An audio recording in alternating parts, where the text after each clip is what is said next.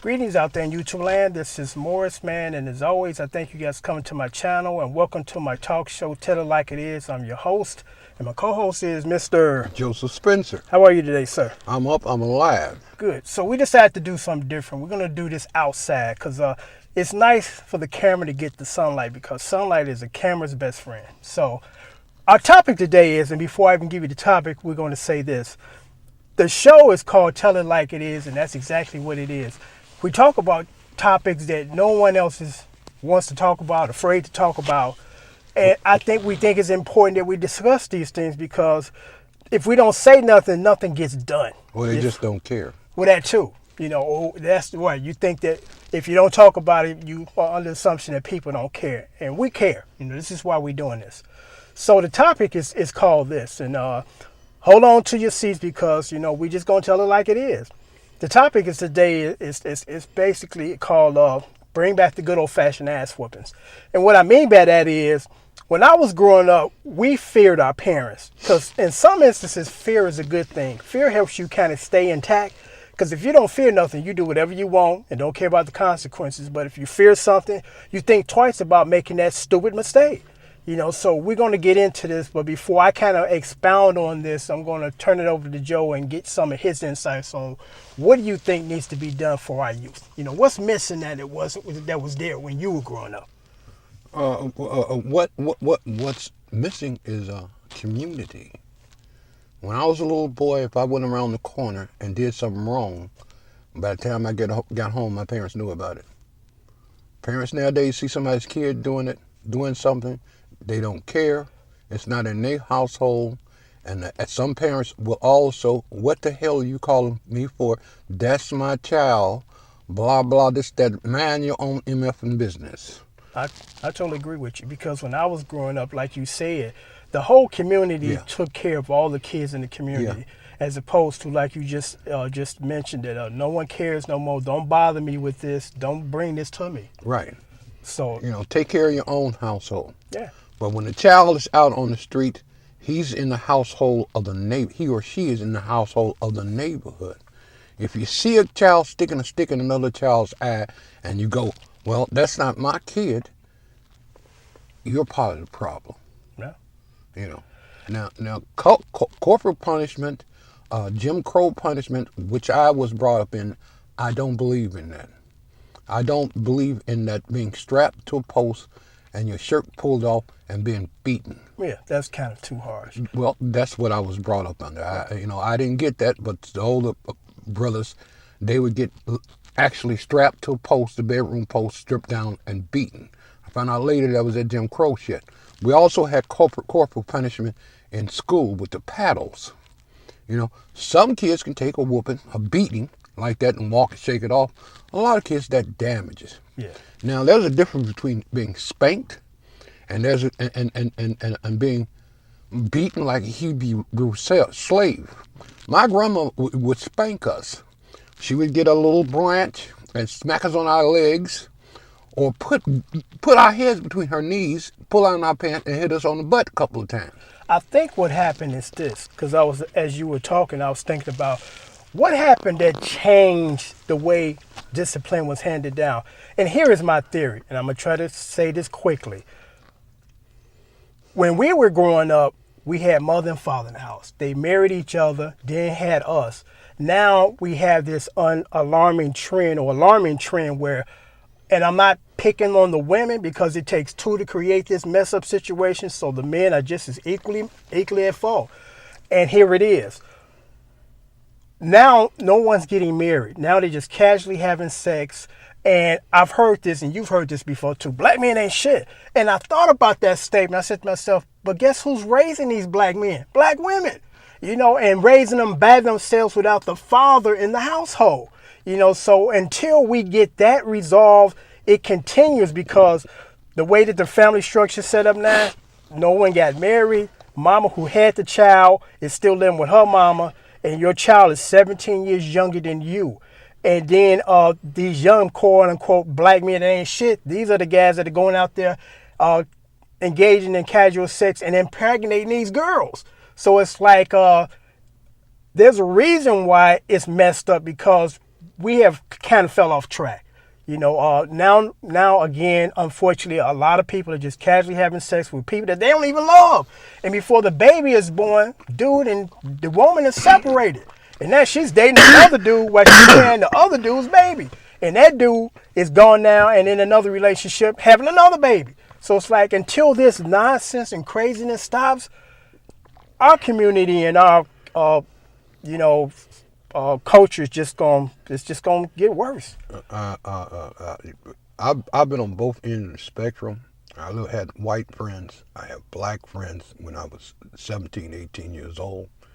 And I began to realize I was brought up during that hippie era, free love and all that.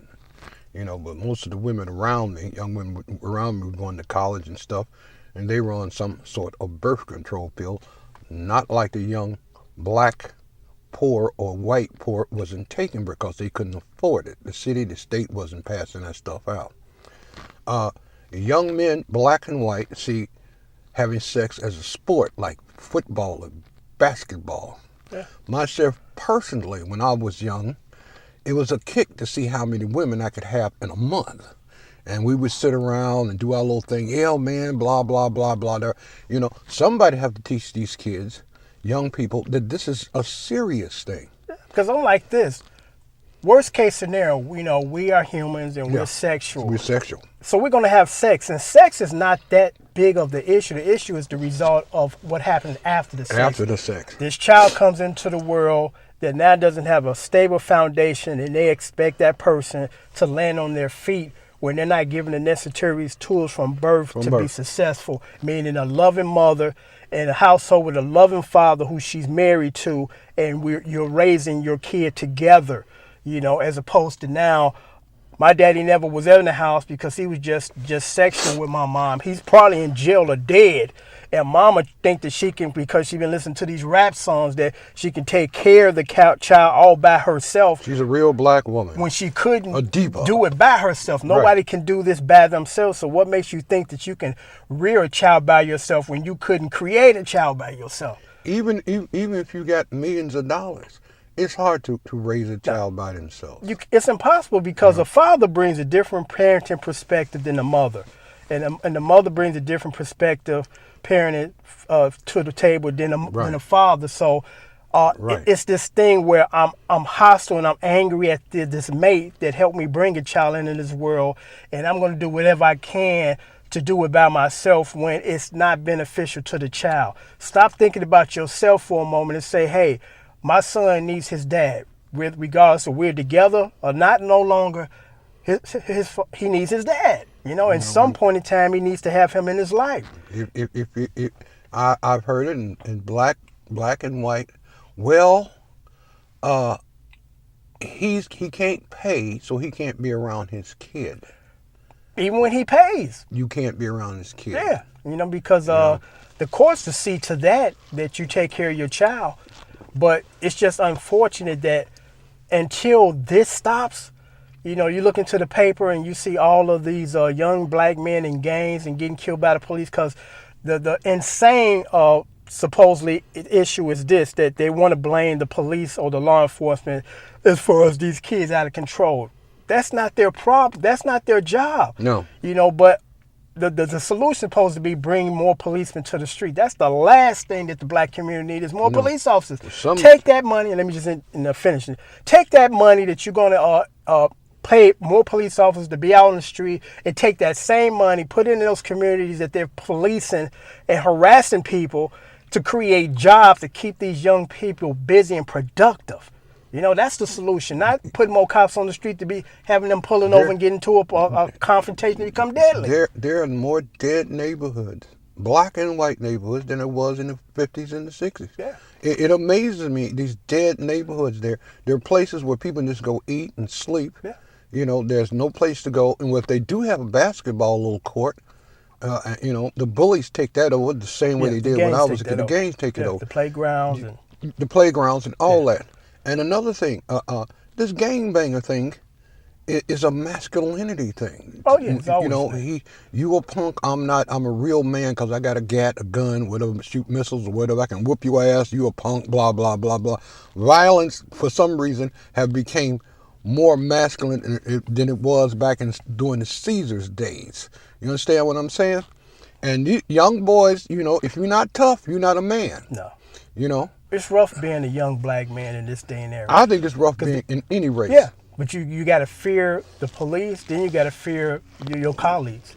You know, either one of them could take you at any given moment. Got like I tell somebody, I said, what saved me was going to our institute. An older guy when I was 14 years old said, "Man, this is what you need," and handed me a gun. And I said, "Oh." Yeah, you don't want to go that route. And I was going to go, Robert, Yeah, I was going to go that route. Yeah, nothing good comes out of that route. I was going to go Nothing that route. And 2 days later, a teacher told me I had a scholarship to go to our institute in Chicago. You know, and that got me out of the neighborhood around different kind of people and stuff. I'm from 47, 45th Street. Put you in a different culture. It put me in a different culture. And that's what our kids today need now, because it's more teenagers now than it was when you and I were growing up. Yeah. So that means that there's a bigger need for more jobs when actually the jobs are shrinking, because I used to hear this from my father all the time. I could quit this job, go across the street, get another job. You could. And when I was a teenager, I could do the same. I could work for the city program. I could do the papers. I could rake leaves. I could shovel snow. Yeah. There was jobs available for me if I wanted to do it, which I wanted to do. You got it. Now, you know, city program gone. All these other programs are gone.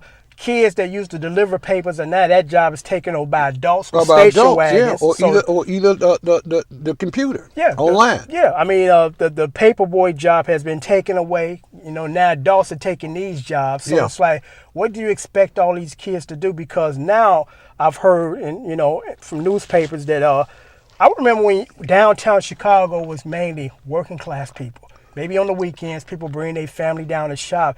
Now you got these young unemployed guys and girls going downtown, robbing these business people in the business district, which was unheard of 15 years ago. You got it. There was areas where you can go and be assured that you're not going to see no young thug walking down the street getting ready to rob you, or breaking or running to the store and snatching grab stuff. Or taking your stuff on the L train in a poor neighborhood. Yeah. Who sticks up at the L train on 47th Street or everybody is poor? Yep. But let us wrap this up, because we can do a whole hour on this show. But we want to just touch on the problems that we're having in the black community and what's the root issue. And the root issue is all these people having kids that they're not in love with the person that they had these kids with, and not building a relationship or marriage with these people to raise their kids. Mm-hmm. So until we get back on track with that, it's just going to become worse. Okay. So on that note, I'm going to sign off. And as always, I thank you guys for coming to my channel. I'm Morris Man and my co-host Joseph Spencer. Take care.